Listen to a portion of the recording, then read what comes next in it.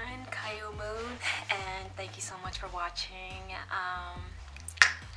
Okay, so basically I'm going through a juice cleanse right now, and later after this video I'm going to put in the clip where I recorded outside and just some advice that I had to give for anyone who's also doing a juice cleanse and what's important in it. I want to share that it's been, I think, a shock. It's the only way I can describe. 2013 has been a shock for many people. This is what everyone was expecting didn't happen. And I'm just speaking in terms of energy and change and things like that. I find that we project a lot. I find that we project a lot in our media. We project a lot to each other. And for us to have any form of change, we need a catalyst. So many people were seeking this huge catalyst on December 21st, 2012, and it didn't occur. What happened was, it was another day. It was beautiful. It was a gorgeous, energy that came to us. So we're all just in a state of shock and just recovering from that. And vibrationally, we're looking for what's next. What's next? What's next? What's next? Where can I go from here? I feel like we should have t-shirts that say I survived 2012 and just encourage each other, because 2012 was intense. Like, it was an intense year on so many levels for so many people, for every single person on this planet I could imagine. And just to really understand is that I find my personal experience is that the more one seeks to find answers on the outside, to find anything to give a sort of a framework of how things should be on the external, it will disappoint you. It's best to look within for your answers and align on the external with that energy, right? So it isn't really now the time to be looking towards teachers, any sort of projection of something for a constance to help you in any way. I think it's better to go within and to not seek some version of what you think enlightenment or spirituality or any of that is. It really isn't out there. It's projected, but it's not out there. So it's hard for a lot of people to take back their own power, and that is the best way to do it. And I think the body is the best place to start. The body is where you need to begin and take back your power in that sense. Take back your health. So whatever that translates to you, everyone has their own version. I am not a person who pushes labels. I'm a person who pushes very positive vibes and energy, and I encourage you to look for what that means to you. If that means becoming vegetarian, that's great. If that means working out and being a motivation for so many, that's great. If that means leaving an unhealthy relationship to move on towards the next step of your life, that's great. It's just take back your own power. Take care of your body. Some people might be going to bed early and taking a break from the internet, shutting down, physically, reading more, taking that initiative to not wait for someone on the outside to tell you that doing it yourself is way better, because there's going to be always like, oh, I want to be like, and I want to do like. No, be you and do you. And that's really what's important. Never ever have to prove anything to anyone, and never ever having to change anyone. What I choose is to share and to join in and allow others to connect, because I believe that there's this interwoven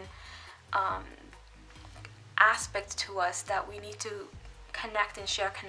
The way that we teach in our society is not is not the right way. I think we need to be in more of a different vibrational way of teaching, because the way I see information is exchanged, when I look within the inner world, it's sort of like a ball of energy coming at you, and you download into your own being that person's knowledge, information. It's sort of kind of like in the Matrix movie where, you know, Neo would call in and be like, I want to learn how to, you know, fly the helicopter. I want to learn how to do that. Like, it's like it was just like this vibration, this frequency of information downloading, and it just goes like that. And what I know from my own being is that there's a constant of remembrance, and tapping in to the collective. So here in the external world, what we do to children is say, as a parent, I'm older, so I have more years than you. I've been out here longer, so I'm going to teach you, you know, XYZ, rather than allowing the child to absorb around them and to learn around them and to just experience, learning through experience. We learn through regurgitation, through, you know, constant repetition, and that's not really learning. It's, you do retain the knowledge, you do retain the information, but you need to experience the knowledge, feel it in your own self and being, and then vibrate that out too and grow from it. Spirituality and the learning of it, the experience of it, it's such a shared experience, and I don't think there is an authority. I'm really going to put it out there. There really is no authority. You can only learn and experience it and share. You know, when it becomes something that you have to learn to only gain something spiritual out of it. Like, for example, you have to learn a new language just so you can understand a text, a holy book. And I'm sure many have experienced that they had to learn a language just so they can read the book in its original, holy, revealed way. It stops being fun. It stops being spiritual. Like, it stops being, you stop having that, you know, never-ending imagination and awness. Like, yes, you do feel the presence of, you do get to explore something different, something beyond you. You do get new synapses in your brain. You do become more expanded, but are you necessarily more kinder? Are you necessarily more compassionate? Do you become connected with your heart? Do you see every single being, every single creature, every single thing part of source, right? And these are the things one needs to move and collaborate and understand within themselves. What can you commit to, and is it going to serve you? So, you know, and I even do this with films. Like, if there's a film I'm going to watch and it's like 2 hours, I'm like, I don't know if I want to commit that long. You know, is this movie going to serve me? Like, is this going to be just a movie that's going to waste my time? Like, it has to have something that I'm going to take away with it. And I try to, like, even have discernment in my own life, my own like what I do to entertain myself. Like, it has to also have a learning curve to it. And I've been lucky. I've been able to find films that I learned something from, and gained something and some experience about from within me. So what I'm saying is that in 2013 is really, it could be anything for you this year. This is the year of, again, for many, rediscovering their authenticity, being themselves, fully embodying who they are, being truthful to themselves, not putting on anything, and being really genuine in anything that they pursue. Having discipline is very important, and I read a quote somewhere from a yogi that said discipline becomes your best friend, which is very true. Have a routine for the body. Excuse me. Have it's something you always will fall back into. Have a daily practice that serves you. and it's something that you do for yourself privately. It's not something you have to show to people. This is what I do and this is who I am, you know, wearing it like a beacon. But it's just something that you're doing for your own healing, for your own vitality, to just keep the energy levels up for you, to restore. That is the perfect word, to restore you daily. So I am not big on the computer. I'm not big on the internet. I am big for nature and all about nature.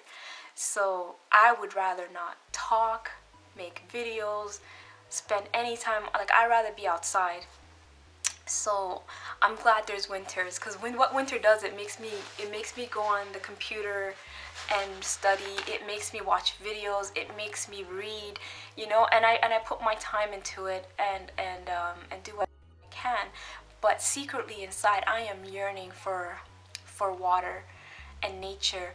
I'm yearning to go back and have my feet touch the ground, you know, and I'm really encouraging all, please spend less time on the computer, other than checking emails and, you know, what you gotta do, that's it. You know, give yourself the discipline of saying, I'm only gonna be on here for such and such time, and then I'm gonna get out and go live, you know, because I think some of us have become really attached to it. We've become antisocial in our own, like, 3D lives. We don't connect with one another, with the people around us. I'd rather have a live person and talk with them and hang out with them than actually just chat online. It's nice. I love keeping in touch with my friends and my spiritual family online. It's you know, a huge joy for me to have that medium where we can keep in touch. But at the same time, there's electrical magnetic frequency coming off the computer, and the more, you know, refined you become in your vibration in your own body, you can really be sensitive to it. So the less time you can be on the computer would be excellent.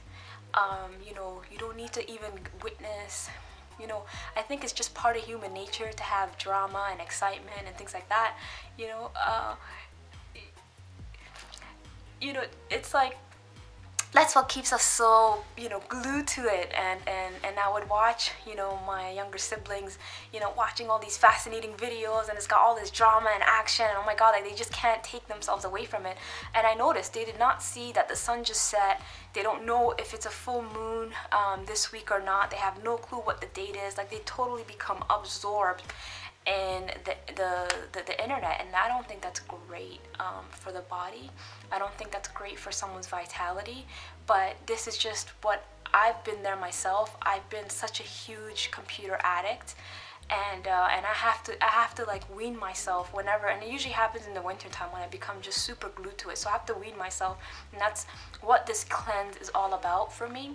And I'm doing a 21-day juice cleanse, but I'm also going to be weaning myself off the computer and off the internet. I'm going to be reading more and just giving back to my body, giving back to my mind, and giving back to my spirit. So I'm going to put the other clip that I want to show you. And thank you so much for listening. Bye.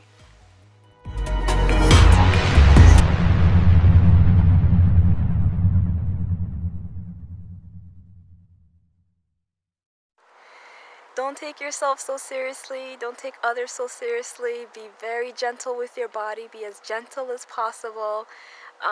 You know, go for exercises. Get plenty of rest. This is juice cleansing. So you're doing this for your body, for your own health. Listen to your body. Your body is the best source of information for you right now.